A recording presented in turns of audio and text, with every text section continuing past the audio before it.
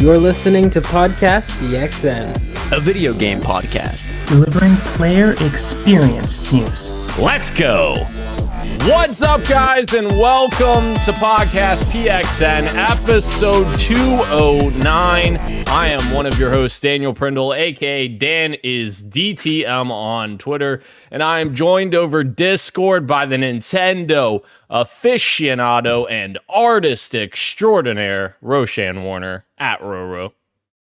I just want you to know, Dan, how much I love your "What's up, guys" at the beginning of the show, because like sometimes in the pre-show, I'm like, I'm always excited to do the show. I love talking to you guys about video games, but sometimes I'm just like waiting for it to start, and then you do that, and I'm like, I'm ready. I'm ready.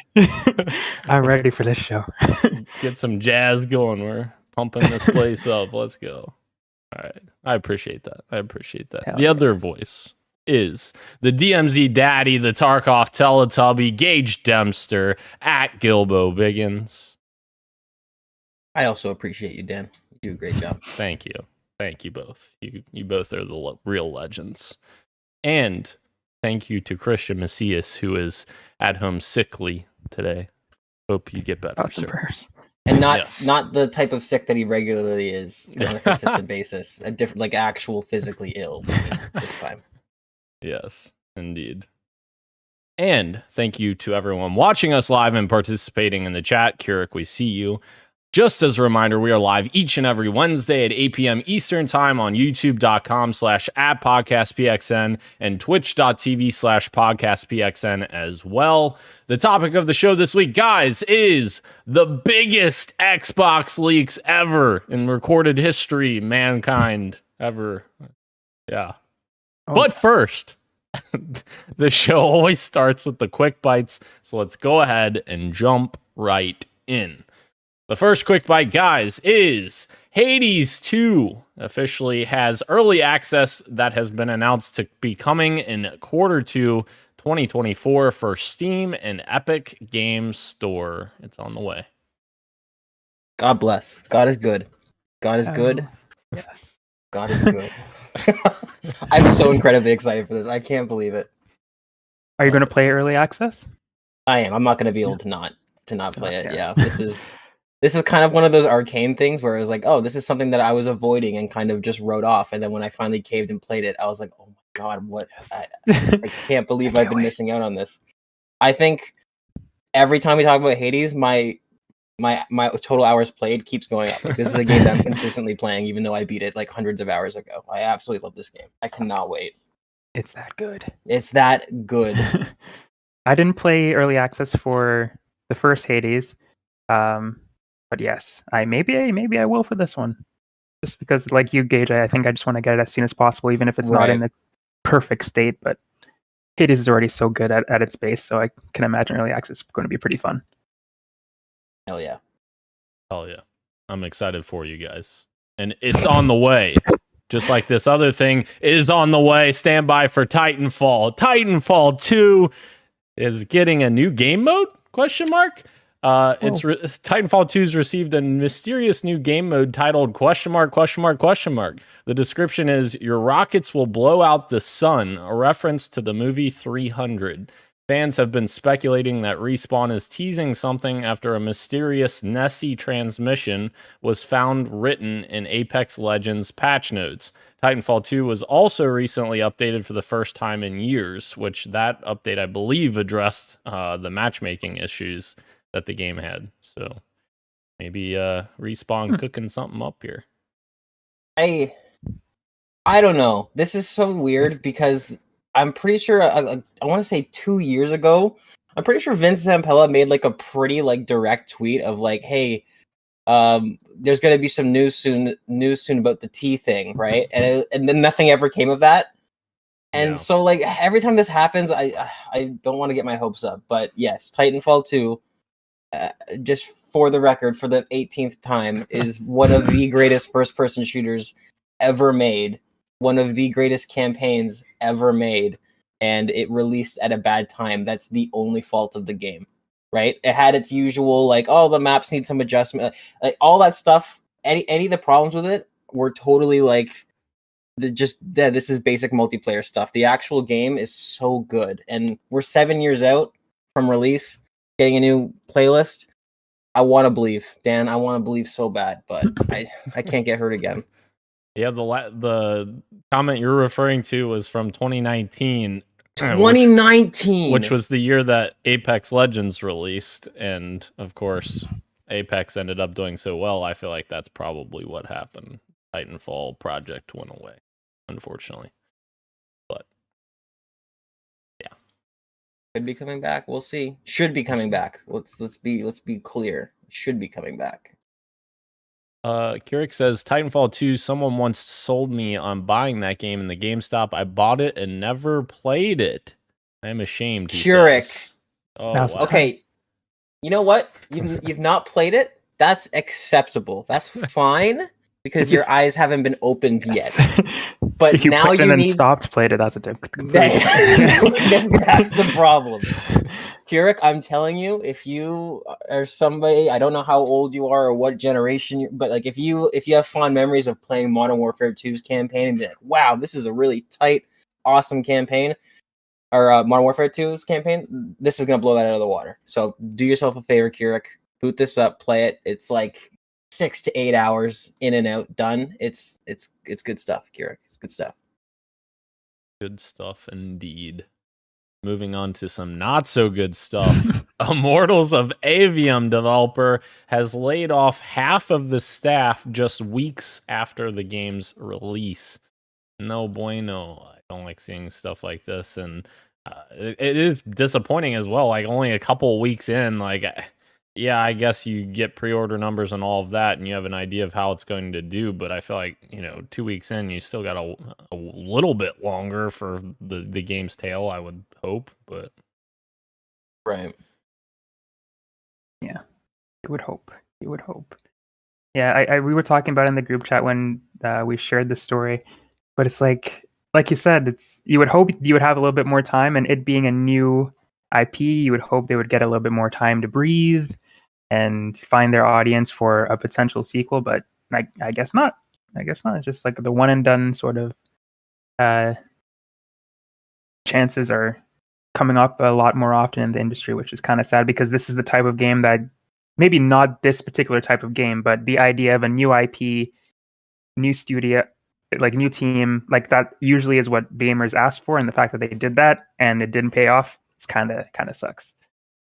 Yeah. What was the critical reception like? I feel like this game didn't It didn't decent. Bomb. No, exactly, right? And so this reeks of like again like the people having the final say and controlling the money, not understanding the medium, right? Where it's like this game just launched, it's just getting its feet under it. As with any software, there's going to be hiccups or even just like having your ideas of what the game's going to be takes time to come to fruition, right? So it's this seems like people who don't know the industry and like, okay, well, the product has now launched. Time to move on to the next thing. It didn't meet XYZ. It's like that's not necessarily how video games work. So disappointing news for sure. Yeah, 72 on OpenCritic, which I mean that's decent. That's not a failure by any stretch. Yeah, especially like you said, new IP, new studio, new team. Like that's for a debut. That's not bad at all. Now, they are an independent developer, so maybe they weren't getting enough money to keep the lights on, I guess. That could be it, right? Yeah. A lot of upfront costs for video game development as an independent studio. Moving on, Unity has responded once again in regards to their policies that they announced last week. We talked about a little bit last week, but this is in response again to that. And they said, "We have heard you. We apologize for the confusion and angst for the runtime fee policy we announced on Tuesday and what that caused. We are listening, talking to our team members, community, customers, and partners, and we'll be making changes to the policy. We will share an update in a couple of days. Thank you for your honest and critical feedback." That was 3 days ago. So. Definitely honest. Honest and critical feedback is such a nice way to put that. Yeah. But what angers me about this one is like the confusion, the word confusion, as if we misunderstood something. Right? Where they just did a bad thing, we didn't like it, and now they're going to change it, potentially. but like, no, you guys just didn't understand. No, yeah, that's corporate speak 101. We see that all the time with stuff like that of the confusion or there's been a misunderstanding. No, Yeah. this is loud and clear. We understand loud and clear what you're doing. You laid it out actually in a pretty long blog post, and we read it all and said, no, that's fucking bad. Yeah, we asked questions and you answered them too. So, Yeah, there's been the opposite of a lack of, Yeah. or there's been the opposite of confusion actually. yeah, Jeez. we double checked and everything. Oh my god, crazy. Yeah. Let's just hope they figure it out, because it's not good. Not good. Not It's good. not. There's a lot of, speaking of independent studios, a lot of independent studios who are in quite the bind right now Yeah. because of this. Absolutely. But Ed Boon is also in a bit of a bind, Gage. that was a good transition, right? Pretty good. Ed Boon has vowed to fix Mortal Kombat 1 on the Nintendo Switch. I don't know if you guys have been seeing this, but the people have been posting screenshots and videos from the Switch version of Mortal Kombat 1. And my God, it's almost scary looking at some of these screenshots.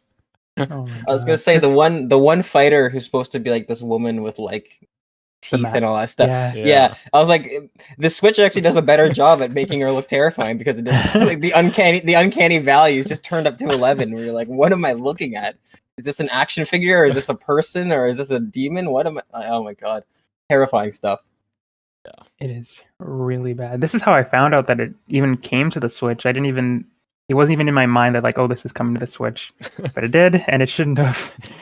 Definitely should not have. Yeah, and I don't even know. Like Ed Boon says he's gonna fix it. How are you gonna fix it? Like the Switch, I feel like the Switch has limitations. Fuck. Right. Yeah. If you're gonna fix it, you're gonna have to like develop a new Switch. Yeah. Which Yeah. maybe that's what he's talking about. Who knows? Yeah. We'll fix it. We'll re-release it on a better hardware. Yeah. Is it running natively, or is it using the cloud? No, it's native. I was It's gonna native, so say- then maybe I don't know how different versions or how Yeah. that's even possible, but maybe that could be what he's going to be looking into, is Right. doing some sort of update where it takes some of the load off of the native hardware and runs it on the cloud. Because I remember The Witcher 3 like came and went on Switch, and I didn't hear a big uproar over that, so that must be fine. Like that must look okay. I'm not sure. Yeah, I didn't hear anything about it either. But Right. Well, we're hearing about Mortal Kombat, That's so true, obviously, yes. right? So yeah. Keurig says, what's dumb is they put half effort porting it to the Switch, but didn't bother for PS4 Pro or Xbox One X. That's true. Like if you could Cool. if you could put this on Switch, surely you could put it on last gen. So interesting. right. I don't know. Very interesting. So true. Yeah. That's a weird choice. Yeah. But moving on from there, we got to look at zombies in Modern Warfare 2 with a brand new trailer. There's a 4-minute zombies cinematic trailer. Gage, I don't know if you saw this. Ro, I'm sure you don't give two shits about this. I definitely didn't see it. The ironic. Oh, sorry. Go ahead. No, I was just gonna ask, did you get a chance to see it? Or obviously it's cinematic, so it's not like gameplay or anything like that. But Right. Oh. I was gonna say the ironic part is how much time I've put into zombies over the decade. I've never been the one to actually dive into any of the story, you know. So like, as somebody whose entire like decision on whether or not to buy this game rides on zombies, I couldn't care less about the zombie cinematic trailer. That's not what I'm Fair. here for. I'm here about the gameplay loop, the core gameplay loop. That's all it is. Like I did watch this trailer, and like I recognized some of the characters from the Cold War zombies, and I was like, oh, that guy's from Cold. But like I would scroll down to the comments on Twitter, and everybody's losing their minds and connecting the dots, and I'm like, I don't care at all. I want to see gameplay. I mean, it's already been described as a DMZ extraction type thing, but with zombies. Personally, I like the DMZ, so I'm already kind of leaning towards this might be my cup of tea, but I'm gonna need to see gameplay to really solidify that, because the story of zombies has always been ridiculous and too much for me to actually try and pretend to care. So I did absolutely watch this, and I'm hyped for zombies, but I also could not care less for the cinematics. I miss the story of zombies when it was just the little girl playing with the things in her room, and that was the story, and that was so cool. I thought that was... Right, and that's kind of seems like it's almost like an homage to like old horror movies and old sci-fi tropes, where it's like you've got the one little girl, tormented little child that's, and like there was just enough there to kind of keep you interested, but like nowadays they take it like looking at this, you'd think this is its own game, and it's like this is too much. This is too much for me. That's fair. Cool that we're seeing zombies in Modern Warfare though. Like I've always wanted that. I want to use my M4 and blast zombies away. That's very excited at the idea of this. I want an AC-130 to just fucking destroy all those zombies. All right, moving into the last quick bite here. Criterion has been announced to be officially being placed under Vince Zampella's group that he controls at EA. I think it's called EA Entertainment or something like that. And he will help with that studio will help with Battlefield and the future of Need for Speed. So essentially, their duties are not changing because Criterion has helped DICE with the last several Battlefields and Battlefront games. So it feels like that's not changing, and Need for Speed they're still working on. But now they're being placed under Vince Zampella's direct control, which is maybe interesting. I guess we'll have to see. I know Vince has taken on a lot of studios as of late, so we'll see what happens. Right, and this could be why we have instances like him teasing Titanfall news and then nothing come of it. Like I do wonder, as much as Vince Zampella has done amazing things, he is only one man. So I do wonder if we're starting to see the negatives of, we've got one really talented guy that knows FPS. Let's give him all the properties. It's like, well, some are gonna get attention and some aren't, and so I don't know. We'll see how this shakes out. Glenn says, "Damn it, Daniel, you got me hyped for nothing. What did I get you hyped for? Zombies?" Oh, I think because you said cinematics pretty late into the announcement, so it was a 4-minute zombies trailer. Glenn's probably sitting there foaming at the mouth. Sorry, Glenn.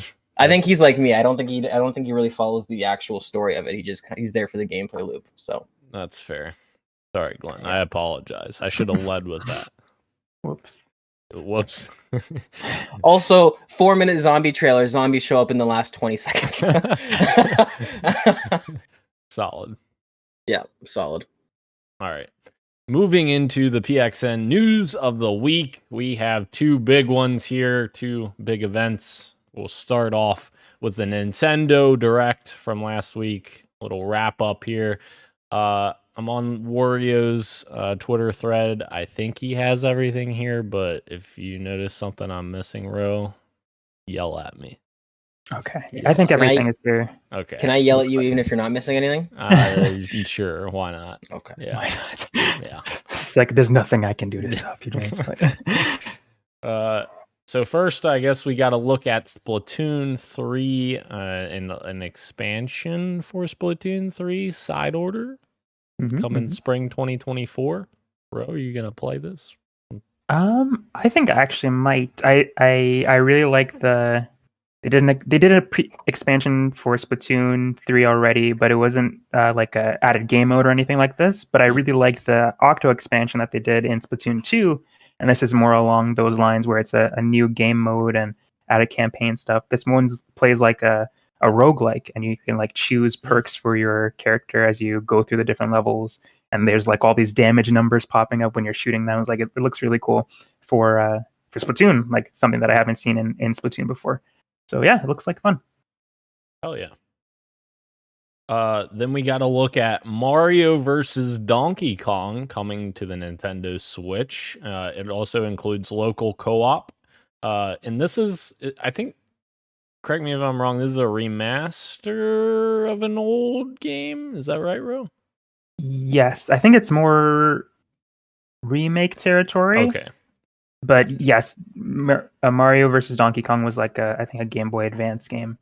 Gotcha. I didn't get to play it, but I know Nintendo fans, like any old game that gets remastered, there's somebody foaming at the mouth about it. So I'm sure somebody is excited. We're getting lots of Mario this year or in the next year. Yeah. We also got another look at Prince of Persia: The Lost Crown, out January 18th. Of course, that's on a bunch of platforms. This game looks interesting. I like the art style. Me too. Horizon Chase 2. This is definitely going to compete with Forza Horizon. No, I'm kidding. But no, this looks like a interesting, like, arcadey style racer for the Switch. We've got Super Crazy Rhythm Castle that's out November 14th. I guess it looks weird. I don't remember this from the direct. That's the rhythm game one? Yeah. Me neither, actually. Huh. Interesting. Yeah. I guess it just kind of snuck in there. We got Spy Anya Operation Memories out next year. This looks like a rogue game. It would be if I got to play as the parents. Anya is really cute, but she's like a normal. Well, compared to her parents, she's a normal girl. The anime is really fun, but her parents are a spy and an assassin. I was like, if I'm going to play a spy film again, I want to play as the spy or the assassin.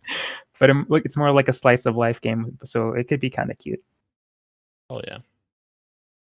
We got another look at Super Mario RPG, which this game's going to be the game of the year. 10 out of 10. Right. Oh yeah, definitely for Dan's yes fantasy critic. Absolutely. Heaven forbid Dan get a game that's not 20 points worth 20 points. I am seriously excited for this though. I can't wait. Very cool. We got another Code 2 Memories. Yes. Which is this was a remake of or yeah, I think it's a remake or it's like a sequel, but I think it's a remake of a DS game. It was a DS. Another Code was a DS game that came out a really long time ago, and with this character, and it was like a visual novel mystery game, sort of like Phoenix Wright Ace Attorney. And this is just like a huge upgrade if you were to look at what another Code looked like on the DS. So I never got to play it. I always wanted to play it, so I'm excited to give this one a shot. Oh yeah. And also another Code R is included with another Code Recollection, which is coming January 19th. Cool. Got all the another Code games. Give it all to me. We finally got a name for the Peach game, which is Princess Peach Showtime, coming March 22nd. And we got a bunch of new screenshots and looks at that game. Showed off a little bit of a sword fighter Peach. She has a bunch of different forms. Sword Peach was one of them. What else? It was like a chef Peach, I think. Yeah. That's cool. Looks like a cute game. I'm glad that she's getting some spotlight. Literally. It's interesting that this game is $60 after Tears of the Kingdom was $70. I'm surprised that they're not like keeping their $70 price point, unless they think that this isn't going to be as like widely purchased. Maybe when they did that increase, I think one of the things that they said they're going to do it case by case, and gotcha. If a game warrants that price, they're going to do it, which I think is good. And the fact that they're sticking by it so far is even better. That they're not pricing this at 70 after saying that is pretty good, because I think it looks fun, it looks beautiful, but it's not like a Breath of the Wild sort of release. And if you're going to say you're going to price games at the Breath of the Wild price point, if they're of that quality, I don't think Peach is of that quality. So it's good that they're keeping true to that so far. Very true. Do we know what price Mortal Kombat 1 is on Switch? It's $70. It's insane. Throw that in there. Yeah. Whoops. Insane. But does Nintendo price that one? I guess they would. I guess they would choose that price, wouldn't they? Well, it's on their store. I think the no. I think it would be. No, I think it would be Warner. Yeah. Because I know Nintendo sometimes does the Nintendo sales tax when like an indie game costs $13 on Steam. It costs $20 on the Switch for some reason. Right. I don't know who decides that, but someone does. True. We got Saga Emerald Beyond that is coming 2024. This one I don't know anything about. Yeah, Nothing. me either. It looks like it looks like a Final Fantasy game. I'm just gonna say that with stars in it. I don't know. I'm not sure. That's a great description. This was a little bit of an interesting one. Tomb Raider 1 through 3 remaster coming to the Switch. So pretty old games coming back. Yeah. Very cool. I think looking at these images, I think need a little bit more on the remaster side for me to want to play it. But for those who are huge Tomb Raider fans, I'm sure this is cool. Yep, indeed. That iconic image of Lara Croft with her polygonal shape there. Yeah. I want to see a real proper remaster that's 100% true to those old games, if you know what I'm saying. I mean, this looks like Mortal Kombat 1, so I mean it does. Which is sorry, Mortal Kombat 1. We got another look at Detective Pikachu Returns coming October 6th. Very cool. We got Trombone Champ coming to the Switch, which uses gyro controls or IR motion camera on the Joy-Cons. Interesting. This is like Trombone Hero instead of Guitar Hero. Trombone. I remember this game came out earlier this year and people were like writing articles about it, about how much fun it was. Or was it last year? Oh, really? Oh, wow. Yeah. I think it was like more of a meme, but I never played it, but people seem to really enjoyed it. Interesting. Oh, it's out. It's out now. It came out. Wow. Right now! Go get it. Run and get it, everyone.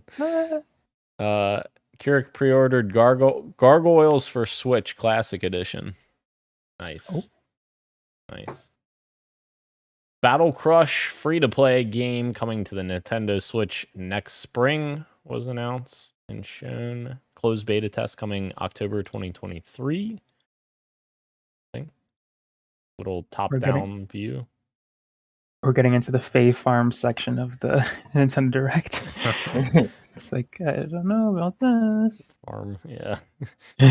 We're getting War Tales, which came out, last week for the Nintendo Switch.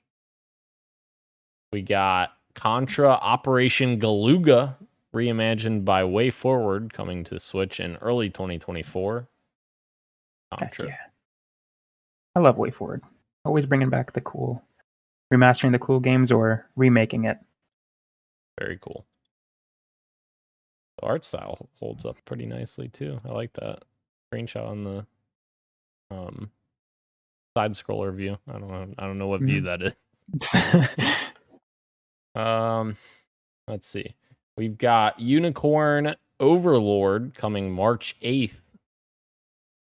This looks like Fire Emblem. Is that the right game? I think it is like it's turn-based like Fire Emblem. I don't think it has like the top-down chess thing part of it though. But Vanillaware is the developer and I love them. They make really good RPGs, but their art style is so good. So good. Very cool. Yeah, I'm excited for another game from them. It's like a cool mix between like fantasy and anime. It's like yeah. Anime. Nice. Let's trademark that. This one was a cool one, I think. Luigi's Mansion 2 HD coming to the Nintendo Switch in summer 2024. I never played Luigi's Mansion 2. I only played the first one and the third one. So this will be cool. I've only played the first one and the second one. I still haven't played 3. Oh, 3 is I like 3 a lot. I've heard it's really good. I still need to play it. And it's funny that they got rid of the Dark Moon subtitle. It's just Luigi's Mansion 2 now, which is cool. I like that. Very cool. Then we got Question Block, which is featured on the roof of the Nintendo Museum. Construction completes March of 2024. I want to Imagine go. spending all that time building something that you just need to break afterwards. That's the whole point of it, right? Yeah. Somebody calls in a bomb threat on the roof. Yeah, I was just trying to break the question mark block. What's inside the mystery box? Jesus. We've got Tears of the Kingdom amiibos that are coming November 3rd, which includes Zelda and Ganondorf. Look very nice. Very nice. And Xenoblade 3 amiibo coming January 19th. Also look nice.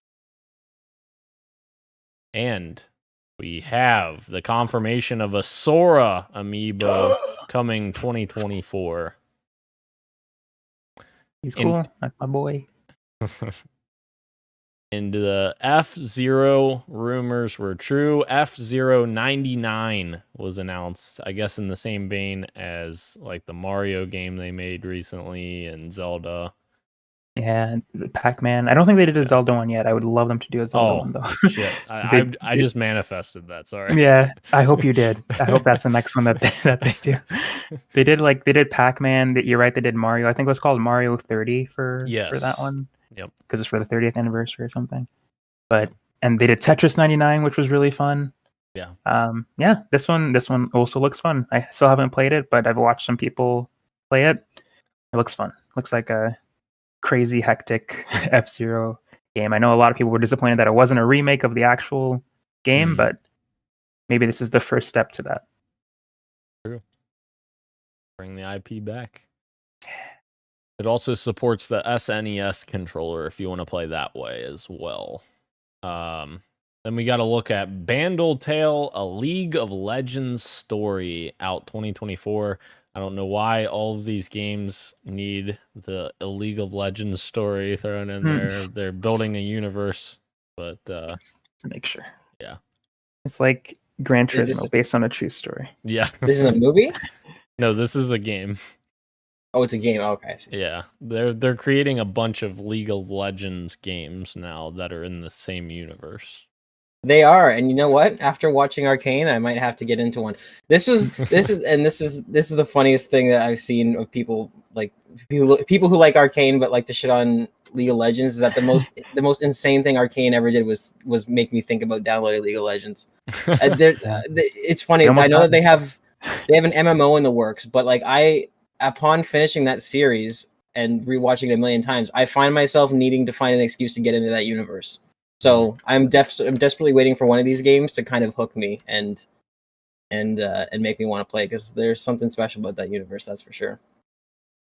The way that things are going, they're eventually going to get somebody, because they make so many. Get one of us. They have so many different genres that are coming out. They're doing a fighting game next year that's supposed to come out, I think. They did an RPG.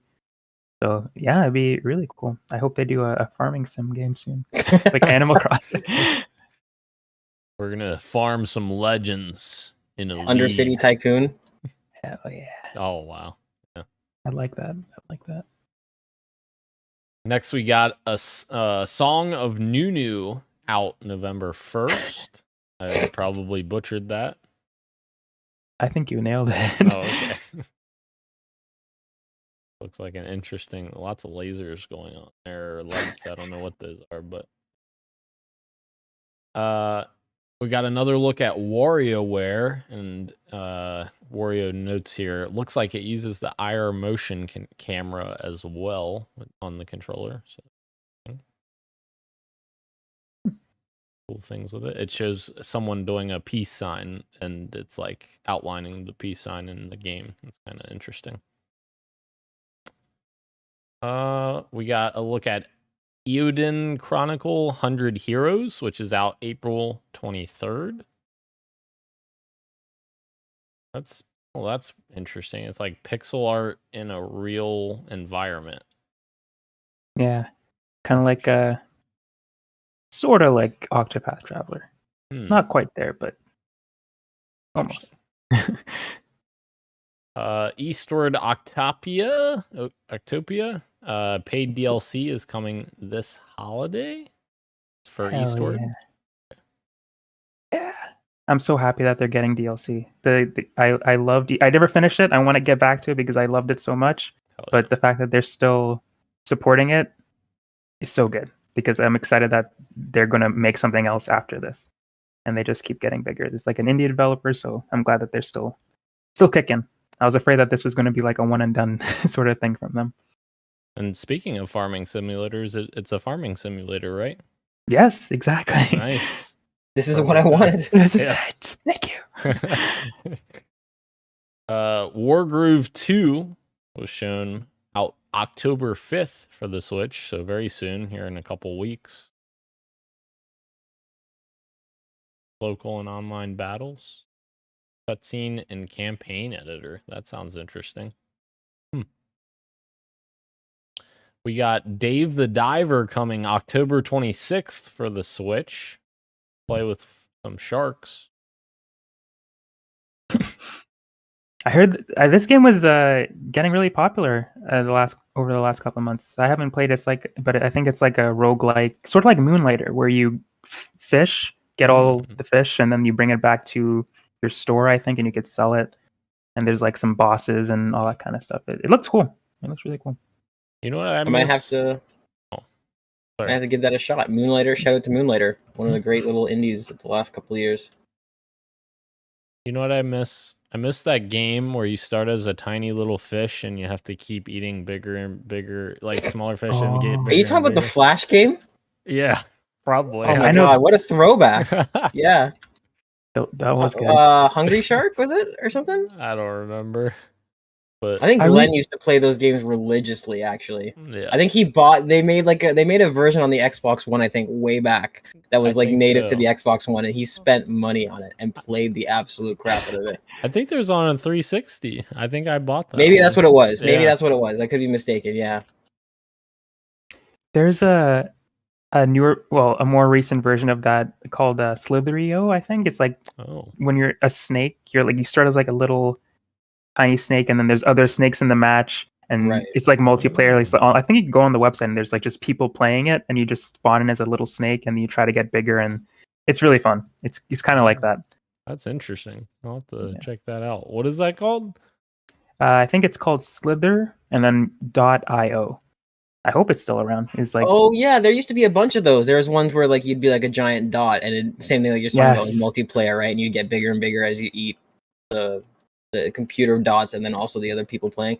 Right. That was kind of like a fad that went around. Yeah. I think the website's still on, and there are still people in here. Yeah. All right, game night this weekend, boys. We're playing Slither.io. I don't know about you guys, but I'm gonna be playing this the rest of the shit. No, I'm just kidding. Oh my god. We got a look at Wave 6 of Mario Kart 8 Deluxe DLC, which I believe this is the final one. Is that right, Ro? Yes, this is the last wave. I'm pretty sure. I think there was rumors that they might extend it, but I think that's just people having copium, hoping that they would add characters that didn't get added. But I believe this is the last one. Yeah. Gotcha. They're adding Wii Daisy Circuit. They're adding Diddy Kong, that's awesome. Funky Kong, Pauline, and Peachette. So some characters being added. 4 characters. That's pretty cool. Is Peachette a different person from Peach? Who knows? Yes. She's got a different name. Yeah. Wow. She is Toadette transformed into Peach. Man, the Mario lore is insane. Isn't that crazy? Isn't that crazy? Wild. Of course, Ro would know the answers.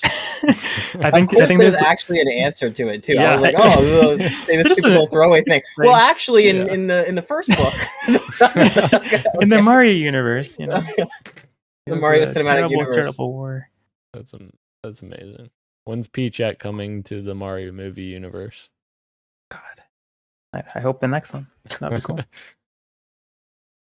Among Us, that's a game we haven't heard from in a while, is getting a new map coming in October, and it's called The Fungal. Nice. Getting Fungal. Because of the fungus? Yes, it's The Last of Us. This is how it begins. Right. Oh no. Paper Mario: The 1,000-Year Door has been shown, which I believe another remaster, correct, Ro? This is a remake. remake. I'm pretty sure. Hell yeah. Of the original game. They like upped all I guess it is that it gets in that weird Right, territory where right. it's like it is the exact same game, but it looks so much better that I don't think it's like a Yeah. remaster. That's Well, But, I mean, we're at yeah. least at the point where we know it's not the same engine, right? It can't Yes. be, right? Yeah. At this point. So I think it does get that title of proper remake. Yeah. Like what would you, I don't know, like a I don't even know what you'd call it, but like a true a very true like, remake type thing. Yeah. It looks great. I can't wait. I love the Paper Mario games, but this is the one that I missed, the one that started all, the one that people love so much. But I've loved the ones that have come after, even though I know that's not a popular opinion, but that's because I haven't played the first one. Yeah. So I'm very excited that it's being re-released. I've heard a lot of good buzz for this. A lot of people in my circle too that are like big Mario fans are like, this is the one I'm waiting for. Yes. This is it. It's really good. It's really good. So I've heard. That is very cool. Very excited for you. I will not play it. I will not. Ditto, Dan. Ditto. But it is coming in 2024. And that is the end of the direct. Pretty solid. Pretty solid. What was your favorite one, Ro? From the direct. Honestly, it probably would be Paper Mario. Hell yeah. And the Eastward announcement was pretty cool too. Very cool. Yeah. All right. We're going to move into the PlayStation State of Play event. And we've got a bunch of announcements from there. I also kind of threw in the impressions for Spider-Man 2 that have been hitting as well. I believe that hit the day after the State of Play went live. So we can talk about that as well. A lot of good stuff there. But starting with the State of Play here, from the top, we got a game called Baby Steps. I'm not going to lie, when I was watching this, I'm like, what the fuck am I watching right now? But what a way to start, too. Yeah. Like, this is the game you opened with. Yeah. But yeah, it's very interesting indie game. Yeah. I'm into it, man. I love it. I love the humor, too, of like, because we've had speaking, I mean, making the connection to Flash games you're talking about earlier, like, there was that game where it was side scroller, but it was the same type of concept where it was like a person on a track, I think, like a track running, and I remember each of the keys was a different part of the body, and like I remember that in the days of like Happy Wheels, that was one of the games that went around where people would try and run as fast as you could, and so now they're taking this same kind of concept, bringing it 3D, but then also like this kind of tongue-in-cheek humor of like, you're a gamer leaving the house for the first time and you have to learn to walk and explore the like, I dig this. I think this is funny. I love self-deprecating humor. I mean, obviously there's a lot of talented video game people who love the industry that made this, and this is fun. This is cheeky. I like this. This is, I mean, if it comes out and it's $40, like, that's gonna be a no for me. But I mean, if it's a fun little indie game, like, absolutely, I'll pick it up. I like this. This game is doing something for me. Hell yeah. Gage is into that cheese. I am. Then we got to look at Ghostbusters Rise of the Ghost Lord. They had a little developer round table, and that's coming October 26th to PlayStation VR, of course.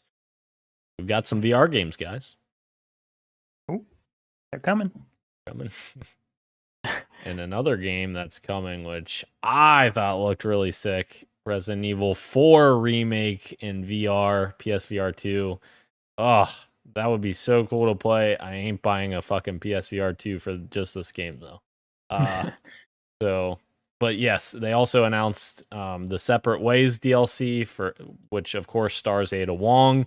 It's the same DLC that was in the original Resident Evil 4, so people were clamoring for this for a while. So I'm very excited that they are getting that put in as well, and that actually comes out tomorrow. So, very cool. Play as Ada. Then we got a look at Avatar: Frontiers of Pandora. We got another look at that game from Ubisoft and Massive Entertainment. How are we feeling about that one, Dan? Every time I look at it, I just can't help but think, like, I know what this is going to be. It's going to be a Far Cry game, like, fucking with the same Ubisoft things, but like I at least have to commend the visual design of this game. I really like all the colors popping through, and it feels very much like an Avatar game. I just don't know if the gameplay is going to necessarily get there, I guess. Absolutely based. You took all the words out of my mouth. Art style, the art team deserves all the pats on the back in the world. This looks absolutely incredible. I'm watching the gameplay trailer though. Like I said, you took the words right out of my mouth. I was like, wow, this really is Far Cry and Snowdrop, huh? Yeah. This is what this is. Maybe a sale game. Maybe I'll play it on Right. sale. Right. Or, surprisingly, oh wow, 9 out of 10, 9 out of 10. This is really great. The story's really okay, sure, maybe I'll pick it up. But yeah. That would be great. That's the best case scenario for any game coming out, right? Like that's what we want. But I'm with you, right? So far it's pretty yeah, I'll keep an eye on that, I guess. Christian's gonna be keeping an eye on this one. Ghost Runner 2 had another trailer shown off. It's coming October 26th, and the demo is available out right now. So you can check this out ASAP. I might play this game. I just hope I can beat it, unlike the first one. And it wasn't because of lack of time. It was because I could not beat this one section. Right. It's a young man's game. That was years ago. That was when I was young. Yeah. Then we got to look at a new Deep Earth collection for PlayStation 5 with 3 new colors for the console and controllers. Console covers and controllers. So we got Volcanic Red, Cobalt Blue, and Sterling Silver for each of those. Why we can't get, more Spider-Man Collector's Edition fucking covers, fucking no idea, but you can still buy the fucking PS5, for $550. That's Spider-Man themed. Fucking ridiculous. Yeah. Oh, Jimmy. And then a game that Gage and Christian are definitely excited for. Maybe Ro, maybe. Helldivers 2. We got another look at this game. It looks very cool. Very cool. The ODST great. drop pods. Dan, see, this should be no surprise to you because I've talked about forever how I wanted a third-person Halo game, and this is as close as I'm gonna get. So, no, this looks great. This looks fun, fast, and fluid, and as long as the core gameplay loop has enough to actually make you want to keep playing it, I would love for this to be a game that we all get into and play. I mean, I know I'm certainly gonna be playing it, and again, I hope that the core gameplay is enough to keep me there because it looks fun to play, which is a game that I want. I don't really want a game that I have to worry about grinding or about this or that or battle passes or seasons event. I just want something that's fun to play, and this hopefully looks to be a fun little third-person shooter to play with the boys. Hell yeah! I love how you can how it looks like roles and characters that you pick are going to be a big part. And I'm blanking kind of on how it worked in the first game, but it's cool how there's a guy who has a rocket, but there's also a guy who has to load the rocket and put the barrels into the bazooka. That's really cool. I like that kind of teamwork that might go into that. Very yeah, when you force cooperation in a co-op game, you have the potential for this to, even though it's a third-person shooter, to have moments of you're playing Overcooked, where you're panicking, you're get over here, bro, I need the bazooka now, right? That kind of thing. And you just mentioned one thing, right? But it's if there's similar mechanics to shielding and to health and to all this stuff, yeah, exactly. This could be a fun little chaotic game. Not to mention the friendly fire. Yeah, oh, God. I love that Valve made that decision too, right? No matter what difficulty you play on, there's friendly fire in both Left 4 Dead games, and they stood by that decision because it just kind of adds to the chaoticness and cooperative nature. I like that. Makes it more tense too. Yeah, it does. Yeah. And this game is definitely not coming September 22nd like Christian thought. No, it's not. You can pre-order starting September 22nd. It is coming February 8th, 2024. Very cool. Then it's a good spot for it too. Good spot for it. Yes, agreed. Then we got a look at Marvel's Spider-Man 2. We got an expanded look at Marvel's New York. setting. But also to kind of throw in the previews that we've gotten as well the next day. There's a lot of stuff that has come out about this game. So I don't think we really need to deep dive into everything, but this game looks insane. I mean, the switching, the instant character switching, and how the map like zooms in, it looks really cool. I love that, like the animation between the two. Ugh, It's insane.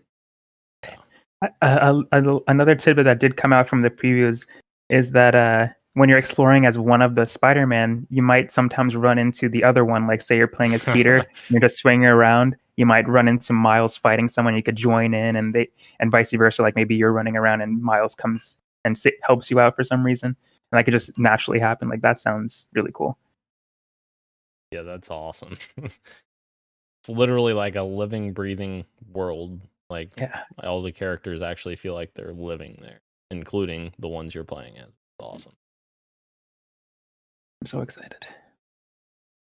Looks very good, and all the outfits and suits that they have announced. Oh, and there's like different colors, variants of each one, right? Yeah, there's. I think they said there was like over 65, which is over 65 costumes. I don't know if that includes the different colors as well. Yeah. If it does, then that's less, but that's still kind of cool. Still really cool. Yeah. And the web wings, people were talking about how awesome the web wings are, and how they like pretty much didn't know they needed this feature, like to glide through the city. That's really cool. Very cool. Wait, did I replace it over there? I didn't know this part. That's interesting.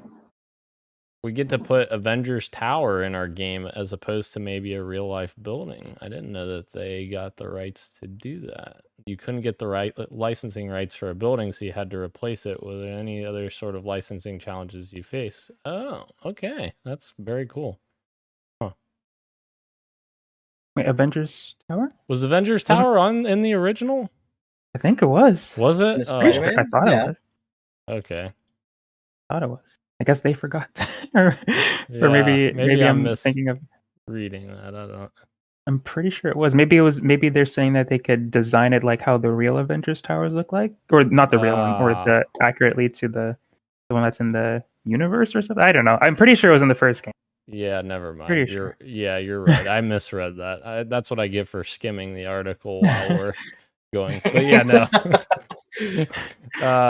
Yeah, I'm very excited. Very excited to play that. We also got a digital deluxe trailer, of course, all the goodies that come with that. A bunch of skins. 19 inches of Venom. Yeah. Hell yeah. Well, that's the collector's edition. Mm. Yeah.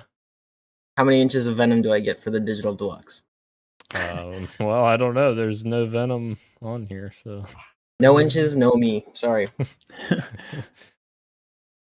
Then we got to look, guys, at Tales of Arise Beyond the Dawn. Ro, you were excited about this. I am. Tales of Arise. Great JRPG. Awesome combat. Great characters. Fun story. I want more. They're giving me more. I'll take it. Very excited. I want the next game, but I'll take some DLC in the meantime. Hell yeah. I can't even help but say this next game looks the exact same as Tales of Arise. I'm sorry. How dare you? Honkai Star Rail is coming October 11th, 2023. From the Genshin people made this one. Muyoverse. Hurrierverse. One of those two. Interesting. This next game definitely doesn't look like the Tales of Arise again.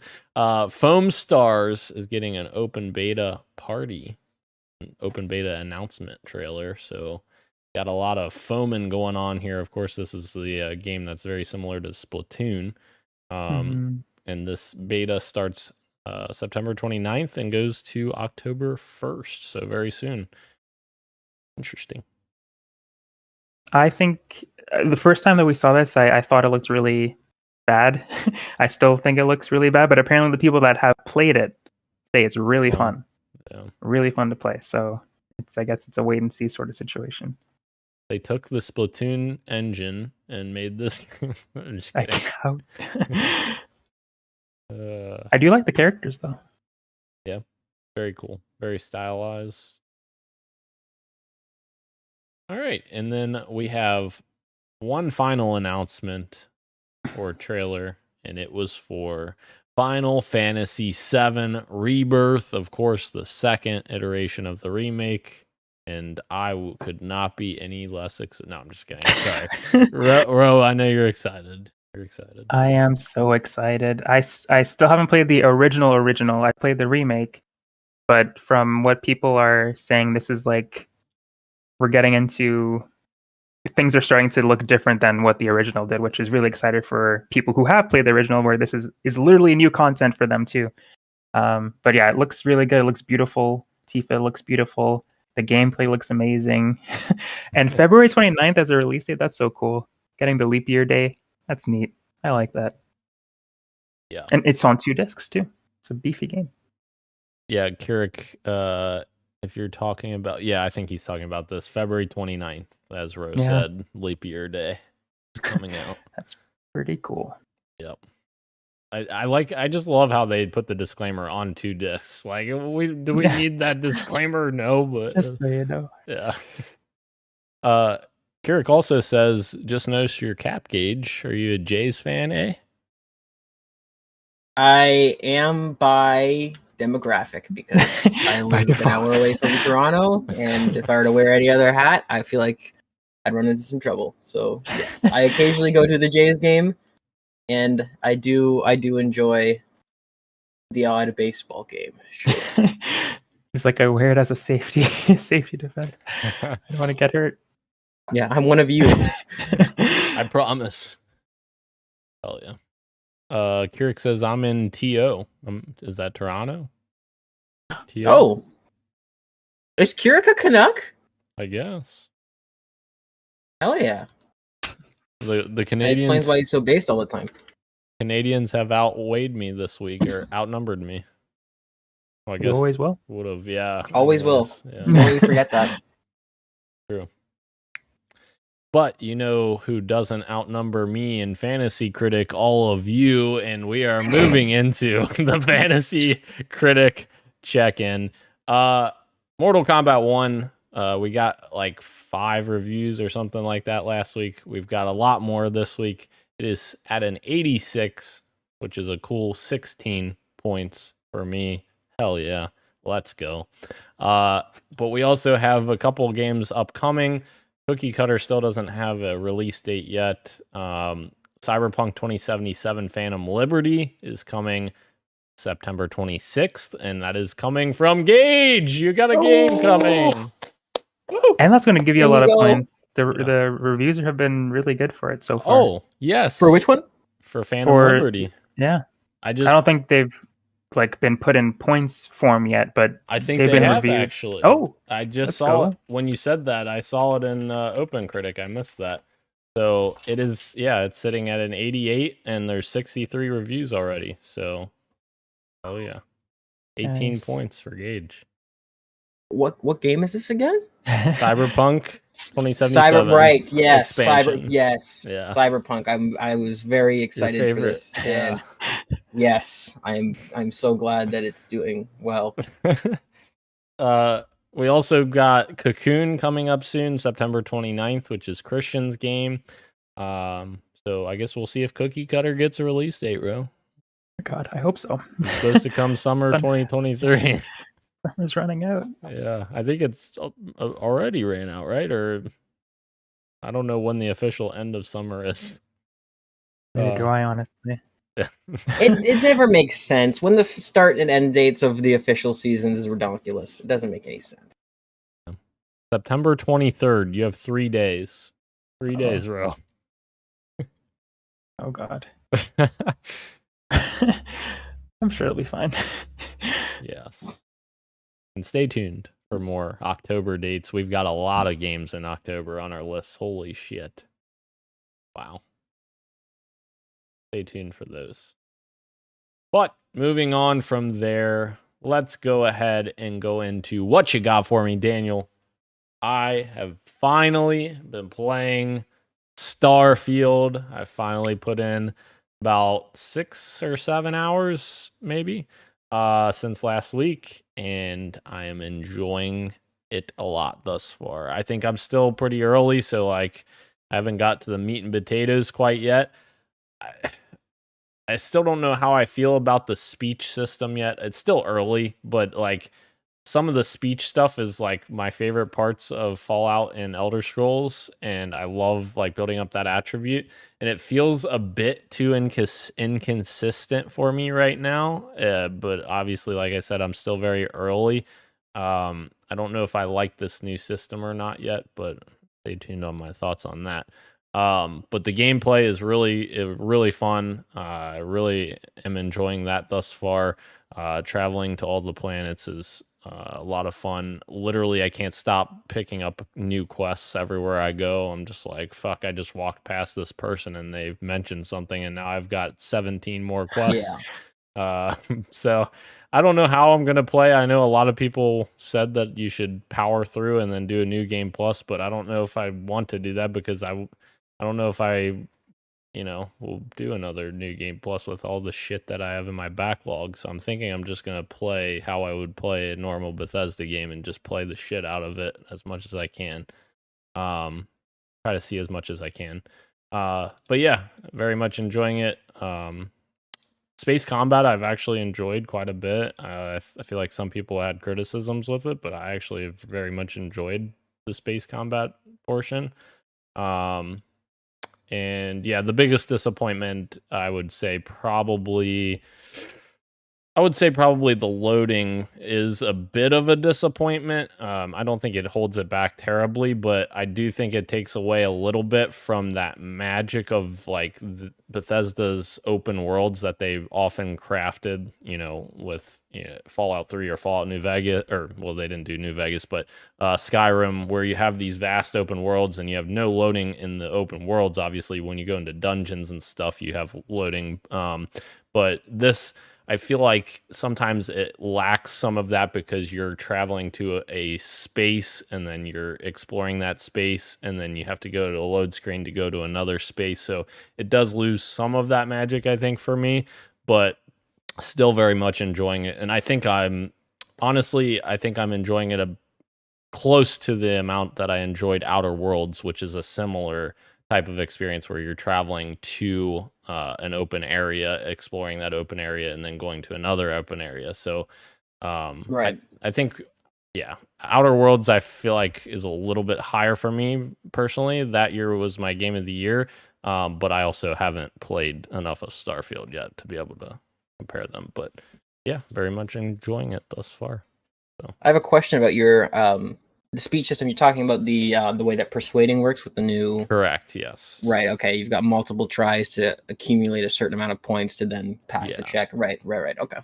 And sometimes I felt like it was just very inconsistent. Like people are gonna say this is fucking cheating or whatever. I don't care. Oh. I saved my game right before doing. Oh yeah, no, I did the same thing. Yes, a big speech moment, and like I'm not kidding. I did it like 4 times because every time I did it, it was so inconsistent. Like I even tried like different combinations because I was like, man, okay, he likes it here, he doesn't like it here. And I know part of it is like a bit of randomness because, your top one is the easiest one, most chance of success.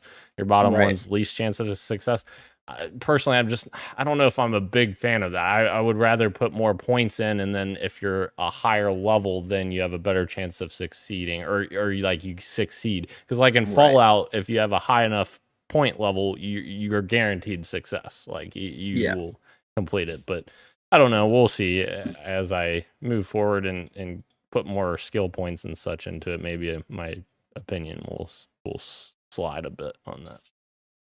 I think the big because I agree with you on that criticism, and I think the problem is that Bethesda, specifically with the persuasion choices that they've done, and it's funny, you and I were talking about the digipick system and how we both really like that. Yes. It's really interesting. They haven't quite figured out how to do persuasion. They have, in my mind, it comes down to having their feet in both kind of camps at the same time, where it's like it does make you seem like certain characters, depending on who you're trying to persuade, they react to things differently. Like if you're describing the same incident, the first big persuasion that you do in the main story, it happens pretty early on. Like it seemed like I was like, oh, this type of person, I need to talk to this person a certain way, and I thought that was really interesting. But I ended up doing what you did because I realized no, it's not. It really is. I think it's purely randomness, It is, just hiding behind, right? So it's not even like, yeah, I don't know. I think that's the next big innovation Bethesda needs to work on for their. I think for like Skyrim, I would have hoped that they would have done something for this, but if they haven't cracked it yet, I think that's where the priority should be. Because at first I thought it was way more complex. I was like, oh, cool, this guy you need to calm and de-escalate, and then maybe other people only respond to intimidations and threats. But after playing with it for a very short amount of time, you realize, no, that's just the dialogue and scripting and how they have it.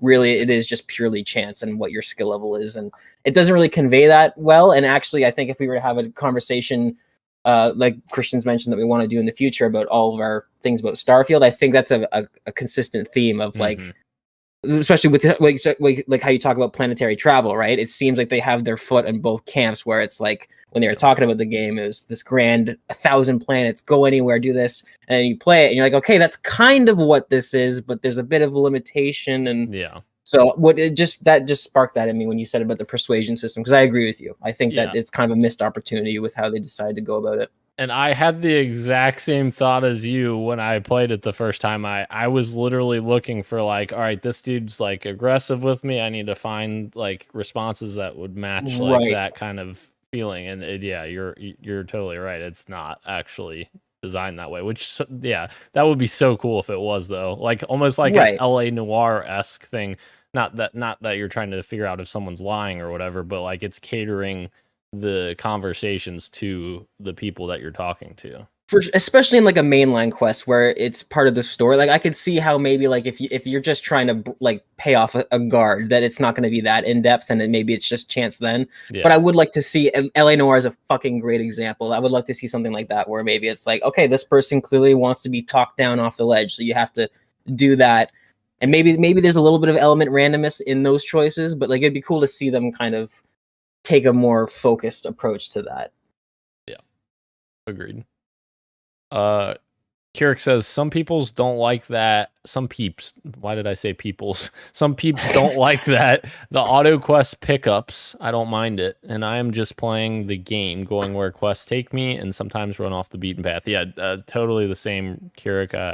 I've been doing the exact same thing, just kind of going as I go, and riding on the seat of my pants, I guess. I don't know. Did you guys run into a ship called the Constant? I don't think so. No, I have not. Kirik, have you run into a ship called the, what is it? Is it the Collard? I don't know. There's a fun little reference to a famous sci-fi movie that you can find out there in space, which is pretty cool. I'm wondering if Kirik found that. Okay, won't say any more. No, I have not, he says. He has not. Interesting. Yeah. Very cool. Yeah, there's lots of little Easter eggs and good stuff out there. This it's a great Bethesda game through and through. I think it is. It just has those small little things that need tweaking. Ro, anything happening over there? What you besides this weekend when we played? Oh, I forgot. Yes. Thanks to Gage, I was able to play Pummel Party this weekend with the lads, and it was very fun. I enjoyed it a lot. It's like they've talked about before in previous What You Got For Me sections. It's like Mario Party but violent, and it is very much that. But it's really fun. It's like I love the mini games that they have, and I love the violent aspect. How you can mess up your opponents by punching them in the face, which was happening very often on Gage's from Gage's side. But yeah, it was lots of fun, and I hope we can play again. Oh yeah, fun. I like that there's the online aspect too, where I was expecting us just to be able to play, but the game also filled it up with other people if they wanted to join, which Mario Party does not do for whatever reason. I would love to play Mario Party online with some strangers, but for some reason Nintendo does not want me to do that. But Pummel Party fills that role, and it was fun. Oh, yeah. Shout out to the randoms that joined too, that were totally chill and reasonable. They were cool. And yeah, we were waiting on Christian. I figured, you know what, let's just add a couple open slots and see what happens. And I was surprised that like it took maybe like what 30-40 seconds for that to start filling up. And yeah, the people were pretty chill. We were typing away, having a good time. And then we abandoned them. And we did. I'm hoping they think that my internet disconnected. That's what like we did kind of leave them hanging there. I feel bad, but Oh well. oh well. Gage, what you got for me? A lot of little things. So before I forget, I did download the Ghost Runner 2 demo on Xbox. I might give it another shot on keyboard and mouse. It didn't quite click for me on Xbox, or sorry, on controller, I should say. That's the main thing. I fooled around with the sensitivities and dead zones and all that stuff. I couldn't quite get feeling how I wanted it to, but it is very fast and smooth. And speaking of Titanfall things, it very much has a bit of an inspiration from that. You can feel it in the gameplay and how smooth and how much effort they put into the wall running, because it does feel seamless. There was a time when there's a lot of franchises trying to copy that, and like it was pretty like Call of Duty is a great example I bring up with Black Ops 3, where the difference in the wall running was night and day. It felt very clunky and almost like you were kind of clipping onto something, where playing Ghost Runner 2, I was like, okay, this is wall running and advanced parkour done right. It feels really smooth. So I only played that for a few hours. I signed up for Ubisoft Plus with the explicit intention of just trying the Crew Motorfest, and I have been pleasantly surprised. I think more than anything, this is kind of a testament to the potential of the Snowdrop engine, where I'm playing the Crew Motorfest, and while it's certainly nowhere near the caliber of game of something like Avatar. Avatar Frontiers of Pandora. Something like Forza Horizon, I'm playing it and I'm realizing like, okay, this feels like Need for Speed, which I like. It's a bit more arcadey, it's a bit more fun, but it definitely looks closer to Forza Horizon than Need for Speed. This is a significant upgrade over the last engine they were using, and it's a significant upgrade over Frostbite, which is what EA forces Need for Speed, or Criterion, whoever's making Need for Speed now, to use. So like I don't know, this kind of hits that niche interest for me, where I'm all about car customization. I love Forza Horizon, it's gorgeous and nobody can argue that, but you've got the same two wings that you can put on all 500 cars. You've got, for most cars, the bumper option is just like a tow hook that it does what it does, which is extremely detailed licensed cars, but it doesn't really let you experiment or customize them physically, right? The vinyl editor is fantastic in Forza, and there's a great community around that, but I definitely like taking my Mustang and making it look not like a Mustang just for the hell of it, or old JDM, like Toyota cars and stuff like that. There's a lot of modifications that you do for those in real life. So I've always been kind of privy to those Need for Speed games because they let you open that up. So this seems to be a good middle ground. I'm really impressed with the Snowdrop engine here. There's a lot more content than Need for Speed Unbound, which was a huge disappointment, and I spent full price on that, which is kind of unfortunate, which is why I did the Ubisoft Plus route for this. So I've been playing that. A lot of fun so far. Having a good time with it. It's doing what it needs to do for me personally. And I'll be interested to see once more reviews start rolling out for that, see where that lands. And there was definitely Party Pummel. Yes, all three of us played Party Pummel. Great time. Pummel Party. Do I say it wrong every time? Pummel. I do. I get Pummel Party. Great game. I mean, if you're on Steam anyways and you're looking for something to kind of scratch that Mario Party itch, I think this is a great. I think this is a really great game, and we've talked about it before, and it's a good time. But I like to bring up that like this is just a proof of concept from an indie studio. You know what I mean? Like, not only could a AAA studio take this idea and really add like complex features and all this stuff to it, but not like this team themselves, with the popularity they get, like even for the sequel, right? If they come back and decide to make a sequel, a lot of stuff we're seeing is very low poly. It's very kind of it's very indie, if we're being honest, but the proof of concept and the core gameplay is like so good. And like, especially, we say it's violent Mario Party, not as, and the reason I say that is not that it's, or M-rated Mario Party. it's not that it's like that's what's important. It's that once you don't have to cater to a certain audience and you can have any type of mini game, it really opens things up, right? Like I noticed that we all get real hectic when the arena shooter mini game comes up, and even though you're only playing it for like a minute and a half, that's the timeline because it's still a Mario Party game. Yeah. You're in it and you're feeling it, right? And there's there's like the car one where it's a top-down isometric car that you're shooting bullets at each other while driving cars, and it's the amount of variety of mini games you can have in this when you sort of let that rating sort of not guide you. I don't know. I think it's great. The variety of mini games in this game is so fun, and it's always a good time. Always a good time. Oh yeah. My sentiments are echoed for Pummel Party from both of you as well. I forgot about it. Thank you for naming both of you.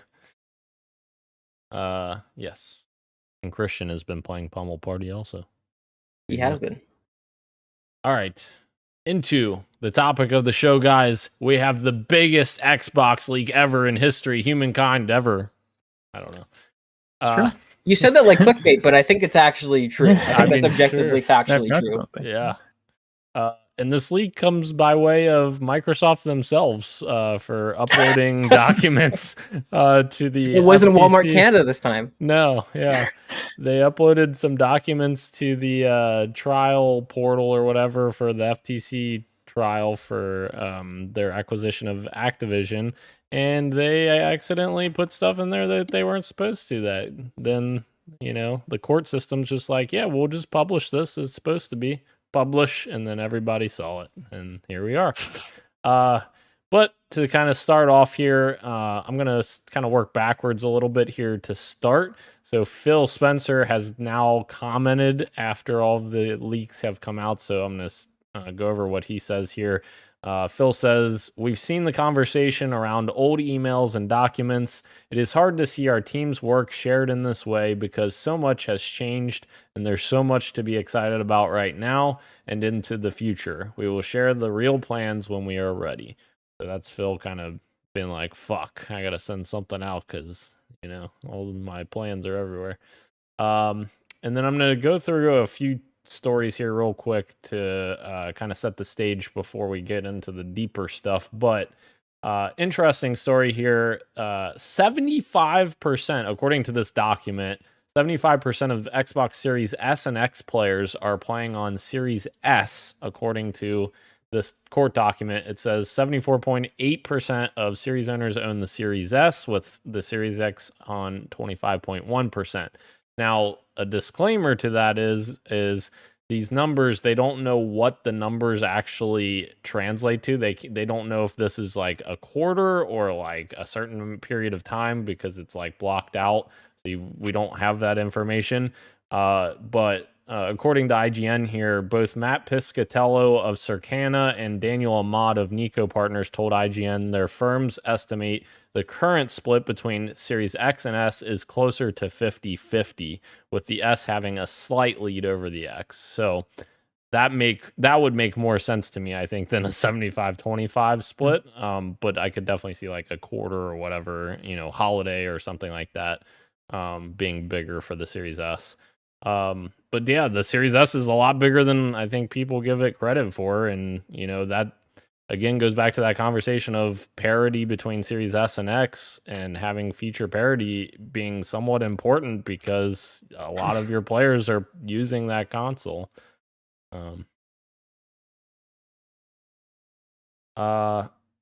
Also, so we got information that Nintendo and Warner Brothers were acquisition targets for Phil at one point.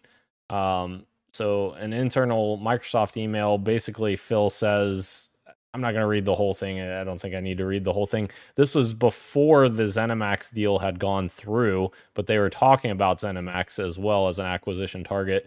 And basically Phil said that he really wants he wants to acquire Nintendo, but right now they're not wanting to be acquired, and essentially they have enough cash on hand that they could make life difficult if they wanted to acquire them.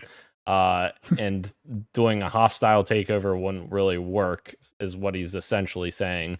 So he's like, we're just playing the long game. We're going to try and partner up with Nintendo to do some cool things, and which is interesting because they have partnered for like Banjo-Kazooie and Smash, and I feel like I'm forgetting something else, but they've partnered a couple of times in the last few years. Right.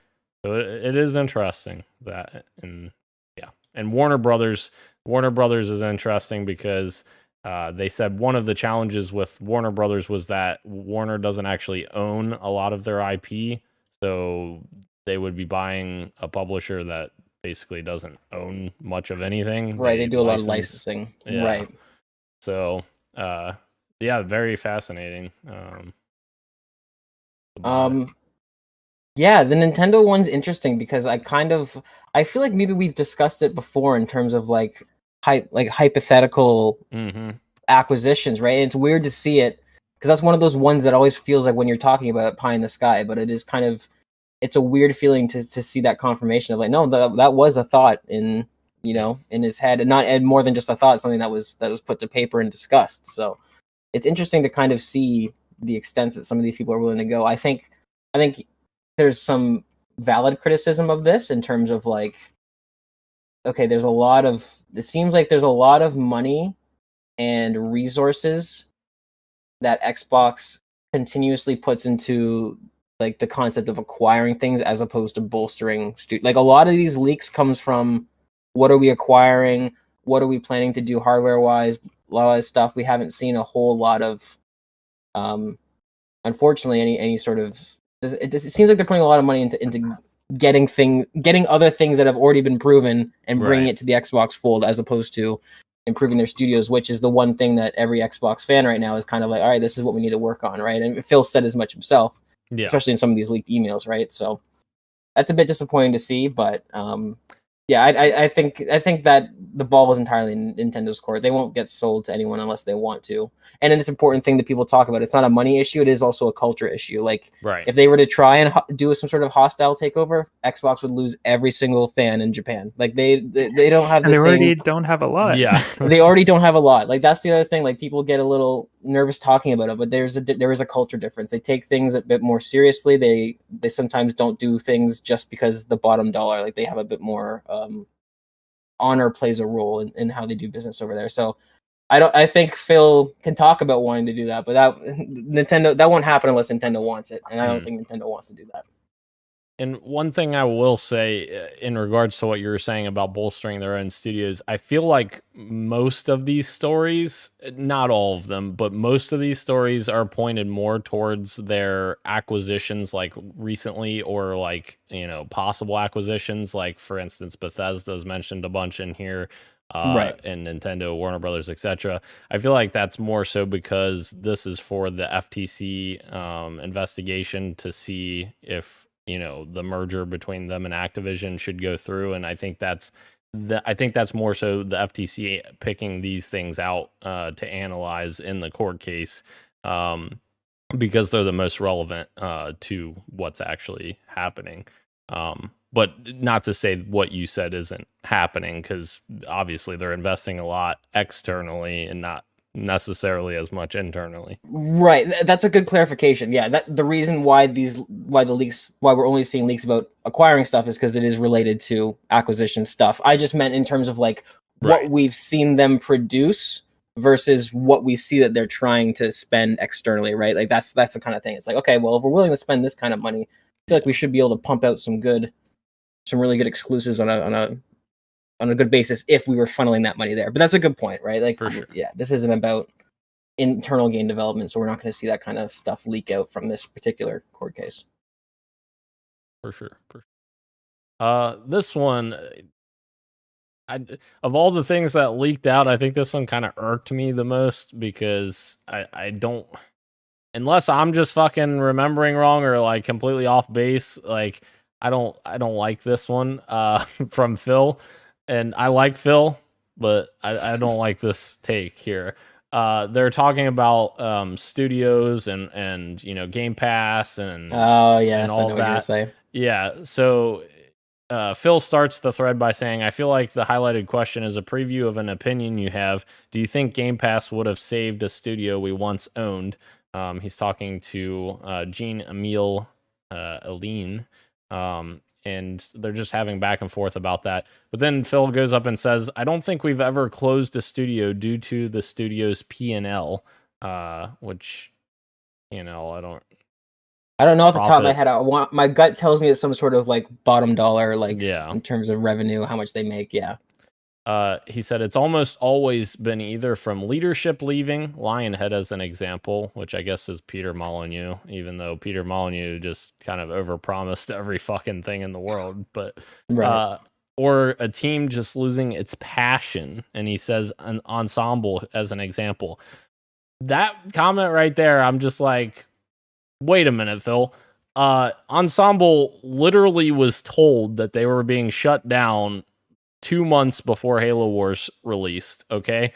Halo Wars was fucking not ready yet. It was literally not ready yet, and Ensemble knew that they were being shut down. Those fucking people still finished and made a fucking banger of a game in Halo Yes. Wars and released it, and then you fucking shut down Ensemble, and you're saying that they lost their passion?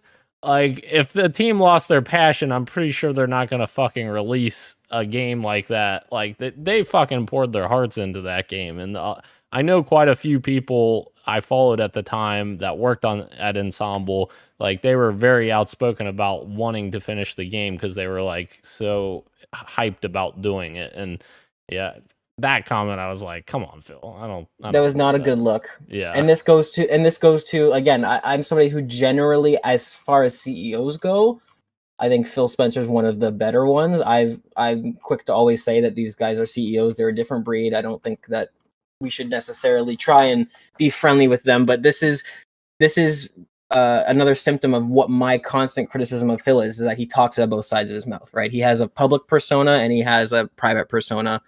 And yeah, Ro, obviously you're not fully versed in the Halo universe. You're not you're not a super fan like us. But if you're to think of a long-standing franchise that suddenly makes a complete shift in genre for like a spin-off game, normally that spells disaster. And this really, I took issue with this comment as well, because the odds were stacked against Halo Wars from the get-go, and the fact that not only it reviewed well from people who from outside of the Halo fan base, but people like me who were hardcore Halo fans, I played it and I was like, at the time I was not an RTS fan.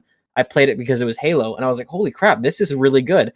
Like that doesn't add up. That can't be that's what they were like when they weren't passionate. That's the type of game they made when they didn't have passion. Are you kidding me? So yeah, I agree with you. I'm right there with you. It doesn't add up at all. It doesn't make any sense. And they decided to build off of that first game with a sequel with a different studio. So yeah, not a good look. Agreed. So moving on from there, we got some emails of Phil comparing Xbox Series X to the PlayStation 5 after the Sony event revealed the PS5. Microsoft thought that it would have a 30% GPU performance advantage over the PS5 after the announcement. And Xbox chief Phil Spencer was nervous about the PS5 unveiling before declaring, "We have a better product than Sony does," after they revealed the PS5, which is interesting because I don't think that ended up I don't think that the performance benefit that Phil thought they were going to have actually happened. I think that these two consoles are at the closest parity that any consoles have ever had, I feel like. And PS5 might even actually slightly hold the edge because of their developer tools. That's something constantly we hear about, the developer tools being so much better on PlayStation 5 than Xbox Series S, X tools. So, very interesting. And it's super unfortunate to see that level of confidence when they've been the underdog for so long. Like, I'm wondering if this is why Xbox continues to be the underdog, is that they design their hardware in a bubble, which is fine. Like, that's what Sony does. Obviously, they're not sharing secrets, but they design their hardware in a bubble. And again, you don't know where it happens on the chain of command, but Phil sees these numbers, these spec sheets, and he goes, "This is awesome. This is the equivalent at the time of like a 2080 or whatever." But that's not all it comes down to, because as we saw shortly after launch, I think it was Assassin's Creed Valhalla, a third-party game, because of the SSD tech that they decided to put in the PS5 ran better and had better frames and better performance on PlayStation 5 over Xbox. Even though I'm pretty sure they had an advertising deal with Xbox, and that was Right. what they were trying to push. And I remember there was a lot of talk because, again, shortly after the console was launched, hardware specs, specifically with the GPU, Xbox had that on paper lead. But then you see, and it's like, well, that when it comes to software and video games, it's not that simple. It's not that easy, and there's a lot of variables. And we saw very quickly that the PlayStation prioritizing certain things with their SSD speeds and their connectivity between the CPU, GPU, all that stuff, and how that all works. That had a performance that it better performed than the Xbox did, right? So I'm worrying that this is maybe a pattern that Xbox gets into, where they're like, okay, we're going to really compensate next time. And they get in their little bubble and they look at everything and they say, okay, yeah, we've picked a really good CPU. We picked a really good GPU. Let's throw them all together. And it's like, well, maybe you need to have more vision than that, especially like you said, when it comes to how the developers are going to utilize the actual tools you use, right? And obviously first party PlayStation Studios, all that stuff is accounted for when it comes to their engines and how it's going to work with the actual retail box that ends up shipping. And I think you're right. I think that's definitely a part of it. And I think he jumped the gun, because it sounds like he was really, really sure that this was going to be the mark of a new era. And as we've seen, that Xbox is still comfortably in third place. Yeah, for sure. So let's go into the meat and potatoes here. Microsoft is tentatively targeting 2028 for their next gen console, as they describe here in this little chart, with full convergence, whatever the fuck that means. I have no idea. You will comply. Yeah. So 2028 is their next gen console. However, that is not their next hardware, which we got to look at thanks to these leaked documents. We have a refreshed Xbox Series X console that will launch next November, complete with a front USB-C port, 2 terabytes of storage, Wi-Fi 6E, and Bluetooth 5.2 support. So double the storage, you're adding Wi-Fi 6E, which is a better Wi-Fi technology, and you're adding Bluetooth 5.2, which is actually pretty huge, I think, in terms of accessories. Oftentimes, PlayStation gets more options for accessories because they have Bluetooth support, and Xbox has always done their proprietary wireless protocol only. So you always have you've got one headset that's the X headset, you got the other headset that's the P for PlayStation headset, and the PlayStation headset works with literally everything except Xbox because of the fucking not having Bluetooth. So that should help with that kind of stuff for peripherals. So that's at least nice. It's also a brand new design. It's basically a cylinder instead of It's an Apple HomePod now instead of a VCR. Yeah, pretty much. I actually like the cylindrical design better than this. Not that I hate this design, the current design, but I think this, I don't know, I just like this smoothness to it. I don't know. But more importantly, the price point is still going to be $499, and there will be no disk drive. So what an interesting thing here is Sony now basically has the game plan of what Microsoft's doing. We could be in another situation yet again where Sony undercuts Microsoft and says, oh, you got a refreshed console? We've got a refreshed console with no disk drive, and it's fucking $399 again, because that's what they did before. They released $399 diskless PS5, and you can buy the attachment on the new PS5, I'm sure, where you can play the disc. But like, again, they're kind of shooting themselves in the foot here, making this $500 still, and you're taking out the disk drive. I've already seen people commenting online about that, and I think that's a decent conversation to have too, because, you know, for instance, me in the past, I would have been all over getting a refresh design or whatever, but now I'm sitting back thinking, I'm like, no, I probably won't get this for $500. Right. It's the same internals. Like some of this other stuff is nice to have, but I don't think I need it. And the other problem is no disk drive. I can't play my fucking 300 Xbox 360 games that I have on disc if I wanted to play backwards compatibility, which is a whole nother thing. Which is a talking point that Phil brings up all the time. Right. Xbox is the place for games preservation, except for when we refresh our consoles. In which case, you now no longer have the option for the cheap or the expensive one. There's no disk drive in either. Right. And I saw a tweet. I wish I liked it or kept it or made a note of it. But they mentioned that this refresh in particular is the most anti-consumer that Xbox has been in a long time, simply for the fact that with the design changes, but the fact that the internals and the specs for what really matter are the same. It was worded really well. Is that this is a refresh that saves Xbox money, but they're charging you the same for it. Correct. Yeah. And that was the way that it was worded. Maybe you saw the same tweet scroll by, but yeah, it was really well worded, and it's true. If you were to remove, again, Xbox, to their credit, they have done a lot of pro-consumer things, and we always give them credit when they do that. But that doesn't block you from when you do stuff like this. Is a very Apple move, right? Like you think about them switching to USB-C because they have to, and then saying, look, we're bringing you this. That's how I feel about the Bluetooth situation in this new Xbox. Well, it's not like you guys cracked the code and just figured it out. You chose to not have it in the previous Xbox, right? So now you're giving people a commonly used piece of software that is abundant everywhere else. Like you said, these Steel Series, these are a PlayStation Steel Series because they're white and blue, and I think that looks cool. I'm using them on my PC right now, and that's where they stay. They're my PC headset. But I was able to get the PlayStation one because it looked cooler, but because it uses Bluetooth, and like you said, that is a widely used standard format.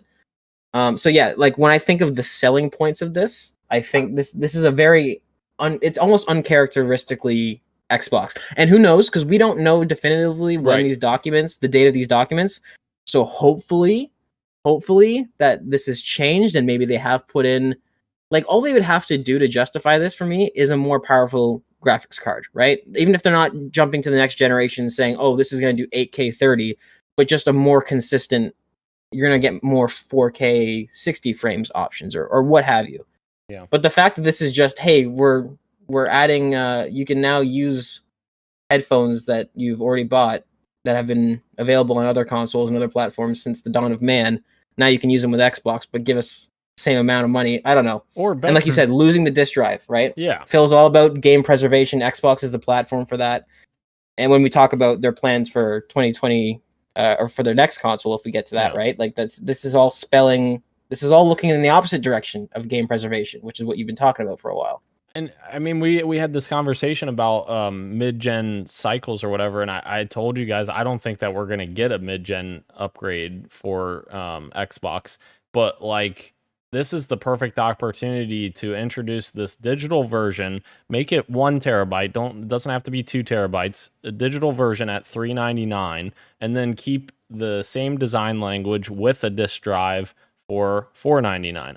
I wouldn't see a problem with that, keeping it the same price and updating all this stuff as long as the disk drive is in there, and then you have a cheaper option that's digital only for $399 to try to compete, because like I just don't see how they're going to compete with Sony, who's over there selling a $399 digital version, and you're going to sell a $499 digital version. It just doesn't make any sense. Well, it also tees up Sony to be in a position where they could undercut them. They could undercut them in a different way, where they could do a mid-gen refresh that is actually a Pro model and that is upgraded at that price, and they match the price of the same Series X, right? And now you can get literally more performance, better performance for the same price. So yeah, they're screwed from a couple different angles. Again, assuming that this is still the same what they're doing, right? Exactly. It wouldn't make sense to lower the price of the Series X either, right? Because then you would be paying the same price for this new model, but you're getting technically a worse. It's not worse because it has the things that they're including, but it gets rid of the disk drive. So you're like, why am I paying more? So it becomes more confusing if they want to still do the tiers. Yeah. So yeah, you're right. It's just it's weird. I'd love to know who their demographic is too, because that's the thing. the Xbox fan base has probably already went out and bought their Xbox compatible headsets. Right. So the big selling point of this being, so it's like, okay, so this Series X, then if these are the plans that are still happening, is this just for people that are already not in the ecosystem? In which case, the price is the weird angle where, okay, but now you can, if you're going to commit to the ecosystem, yeah. well, why don't I just get the old Series X that has all these other more useful features, and then just buy an Xbox? It's very strange, very very strange. Very weird. On the back of that, though, also we're getting a new controller as well that we got to look at that has an accelerometer inside for gyro support, which an Xbox controller's never had. So that's something new. But it also will have, of course, Xbox Wireless Protocol, Bluetooth 5.2, which the newer controllers all have that anyways. It says direct to cloud, which I want to say that Stadia had something like that, where you could essentially connect the controller straight to the cloud, and it helped with latency. So that's interesting if that happens. Seamless pair and switch, which that's nothing out of the normal. It has like a lift to wake. This was a big one. Rechargeable and swappable battery pack that is included, which that, in my opinion, it's important that it should be swappable, not just that they include the rechargeable battery pack that they've never included. But it should also be swappable because we know how quickly batteries can degrade. And hopefully the battery life is as good as the current one. But I actually really like the design of this, minus the fucking two-tone. My God. I mean, and here's the thing. I'm all for fucking accents. Like, you know, if all of the buttons and all of the thumbsticks and everything were all black and the controller was all white, that would look fucking slick, I think. But why the fuck do we have a horizontal line through the middle of the controller that is wearing fucking... pants. I hate it.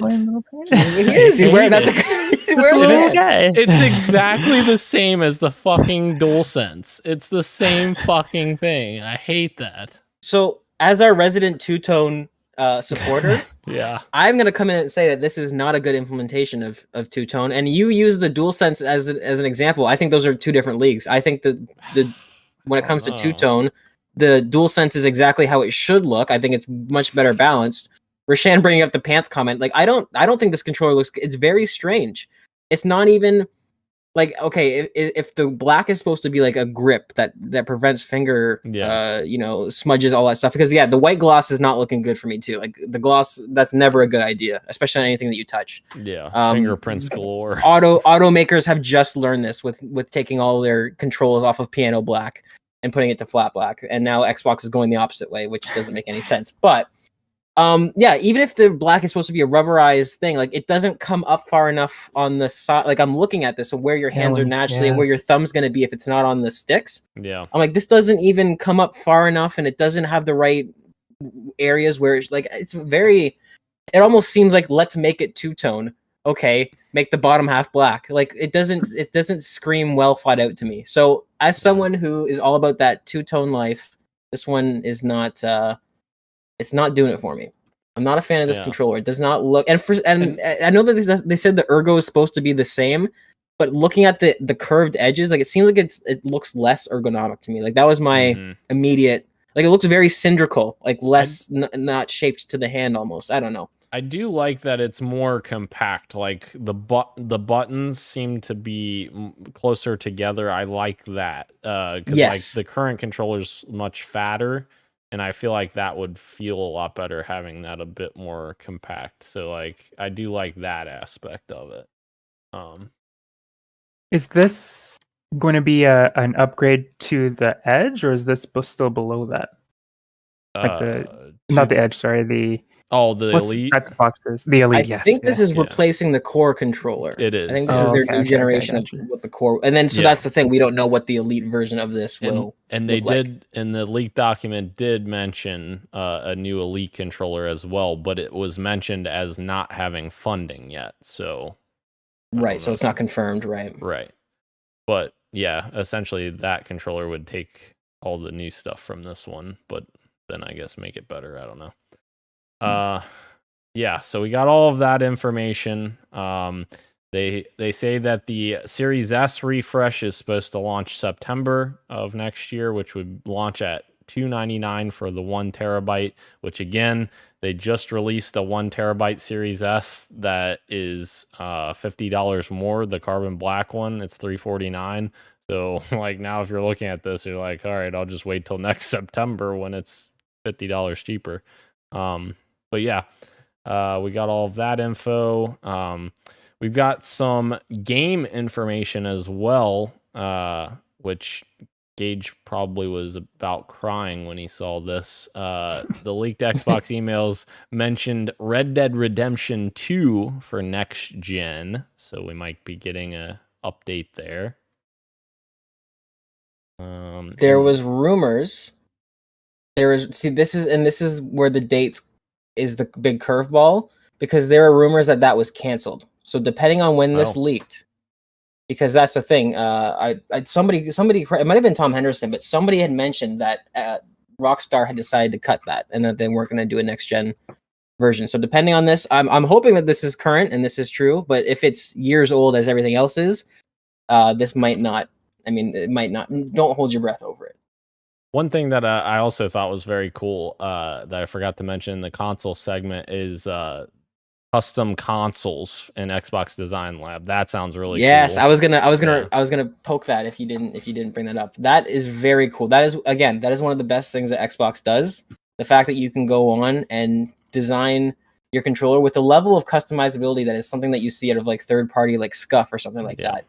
And you get the factory warranty. It's made. You can get it laser engraved. Xbox Design Lab is one of the best things that Xbox has done in like the past decade. Very cool to see that they're considering bringing that to the consoles. That's for the Series Series S refresh, right? Yeah, Series S and X. Yeah. Oh, and X. Okay, yes. Cool. I want a red cylinder, please. Some more games that possibly got leaked as well. The Elder Scrolls 4 Oblivion remaster is apparently was in the works. Fallout 3 remaster also in the works, which would be fucking awesome. We want remakes. Let's be clear. We want remakes. That's true, but yeah, it sounds like remaster. Maybe not Creation Engine 2, but at least the version, the most recent version for each of those franchises. Like I want to see Fallout 3 and Fallout 4's version of Creation Engine. Or just I think they'd have to at this point with how old that, like, you know what I mean? Like, don't you? It's 2008, right? Like that's. Or just let Obsidian make New Vegas 2. Yeah. Well, Dan, now we're making too much sense. Let's slow down here. Apparently, Indiana Jones is close to release, as it was supposed to come out last year, so that may come out next year, I would imagine. I'm almost certain that's what their licensed IP is there in that whatever section that falls under. And I think people, I haven't seen a lot of people, like I've seen some other news outlets kind of cover this, and everybody talks about Project Crystal like they don't know what it is. I'm pretty sure Project Crystal is Starfield. I'm almost certain that that's what that is, because that's the release. It says the release is this year, unless there's a surprise Bethesda game coming out, like I think that's what Project Crystal is. And then it mentions a DLC for Project Crystal in the first quarter of next year, and that's already, like, if you pre-order the game, you get the season's pass. They've already confirmed that. So I think that takes that off the board. I'm pretty sure Project Crystal is Starfield. Makes sense. Also, Dishonored 3. So maybe Arcane goes back to Dishonored. Be great. Huge. Yep. And also Doom Year Zero, which sounds like maybe a prequel for Doom. That was supposed to come out last year as well. So maybe next year we'll see that as well from id. That'd be interesting. And they also said briefly they put in here maybe an Xbox handheld. So they just kind of mentioned that in this little pamphlet. Just casually. Yeah. So that's interesting as well. So cool. Yes, I'm with you, Ro. That'd be all. Okay, so we got a couple more things to get through real quick because I know we're running long. Elder Scrolls 6 apparently won't release on PlayStation and will be exclusive to Xbox, according to these court documents. The title is expected to launch sometime after 2026. Now, they did say specifically in the documents, or maybe Phil said this, I can't remember, during the trial, that it was so far away that they hadn't made the decision yet, but they had put placeholder platforms on Elder Scrolls 6 that only had Xbox and PC. So that's why people were saying Not a good sign, I don't Yeah. think. especially Yeah, like we and- talked about last week with how well Starfield's doing. And again, with Phil Spencer and his not wanting to take franchises away from people, but to enhance them. It's like, well, this is a long-standing franchise Right. that has quite the fan base on PlayStation. So if you do this, that is you going against your own word and your own brand that you've been building. So I really hope this isn't true. I think that it was. I think I was pretty based when I said new IP from Bethesda. You are in your right to make it exclusive, but you should not be taking something that already exists to other players. Skyrim is one of the most beloved games of all time ever. There are people that love that game and that play it on PlayStation, right? And you've been supporting PlayStation with all these other updates and different special editions you've been doing. So for them to pull the rug out from them now, I think that's a really bad move. And I don't know. I really don't like that. I agree with you. However, also, if at the same time, if you look at it from the other perspective, if Sony was the one purchasing Bethesda, would they be making this stuff exclusive? So that's a personal dialogue you have to have with yourself. If that person does a bad thing, does that mean that I like agree. yes, I hear I'm ya. well aware that Yeah. Sony is the greediest of pigs. I know for a fact, Yeah. right? But that's the thing. Xbox is building their brand on not Exactly. being that. Yeah. So- It wouldn't be going against their MO. They're just being Sony at that point. Right. That's Jim Which Ryan, is sad, Jim Ryan makes but yeah. no promises to anyone ever. Yeah, That's true. which sucks though. It does. Because It does. it definitely is a double standard, but it's a double standard that they created themselves. Right, Yeah. exactly. Right. Okay. And the last question here, would Microsoft pull out of the gaming space? Microsoft may exit the gaming business if Game Pass subscribers off console don't increase enough by 2027. Phil said, I do not believe that this is what the future Xbox business would look like. This is a presentation from our devices organization to the gaming leadership team. So this is the view from the team that is chartered with building our hardware on what the future business would look like. I can fairly safely say if we do not make more progress than this off of console, we would exit the gaming business. If this were the outcome, we would. I don't believe we would still be in the business.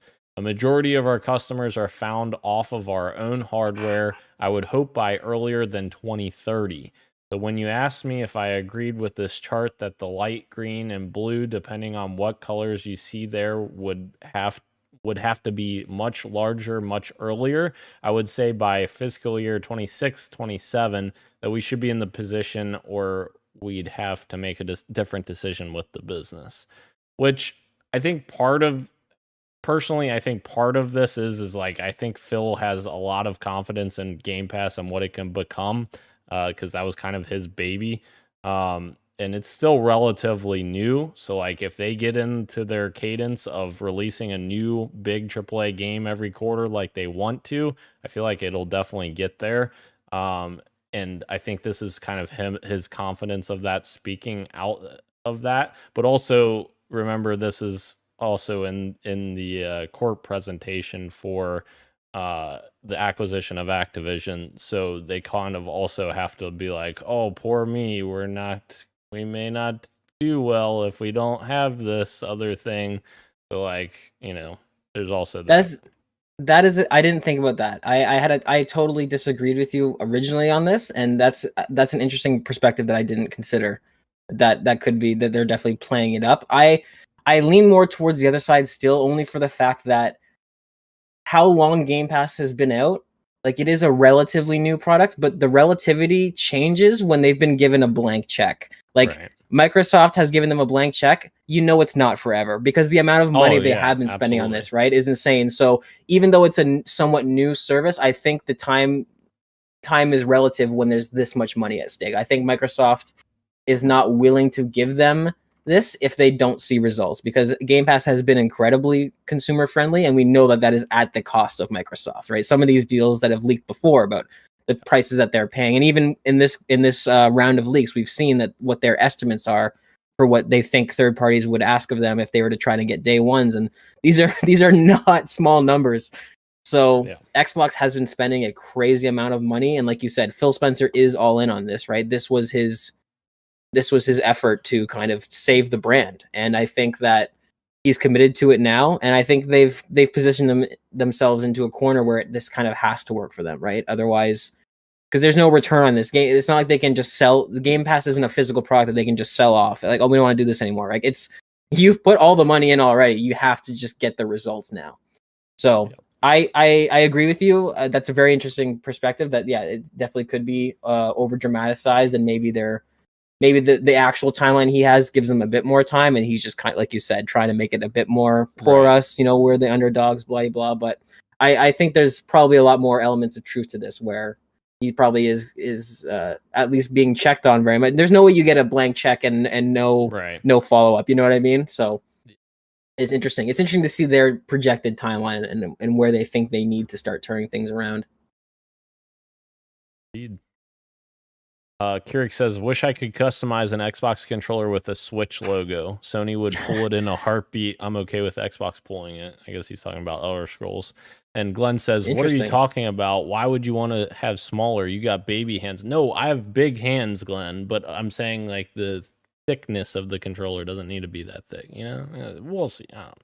I pulled it up when you were talking about it, and I see what you mean with the it seems like the buttons like on a small scale, but everything is kind of pushed closer together. Yeah, I did see that actually. When you were talking about it, I made a point to look at it and really. So that part I do like, right? Obviously, it sounds ridiculous, but this is our hobby, like thumb travel, like you know what I mean. The distance it takes for you to get from one button to the other, like sure. I mean, why shouldn't it be closer, right? There's not really a downside to that.